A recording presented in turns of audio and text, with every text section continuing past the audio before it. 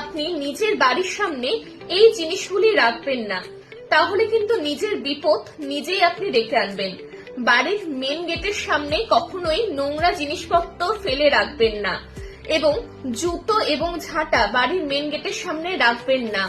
বাড়ির কোনো দেয়ালের মধ্যে যাতে রংচটা বা ফাটল যাতে না থাকে, এটা সবসময় আপনারা লক্ষ্য করবেন। বাইরে থেকে ঘুরে এসে নোংরা জামা কাপড় বাড়ির মধ্যে রাখবেন না, বা অনেক সময় আমরা কি করি যে বাইরে থেকে ঘুরে এসে নোংরা জামা কাপড় আমরা দরজার পিছন দিকে রাখি, এটা কিন্তু ভুলেও করবেন না। কোনো সময় বাড়ির মধ্যে নেগেটিভ চিন্তা ভাবনা করবেন না, তাহলে কি হয় যে পজিটিভ যেটুকুনি আপনার বাড়ির মধ্যে রয়েছে সেটাও কিন্তু কেটে যায়। সুতরাং সবসময় পজিটিভ চিন্তা ভাবনা নিয়ে আপনাদেরকে চলতে হবে, এবং বাড়ির মধ্যে যাতে সবসময় শান্তি বজায় থাকে এই জিনিসটা আপনাদের লক্ষ্য রাখতে হবে।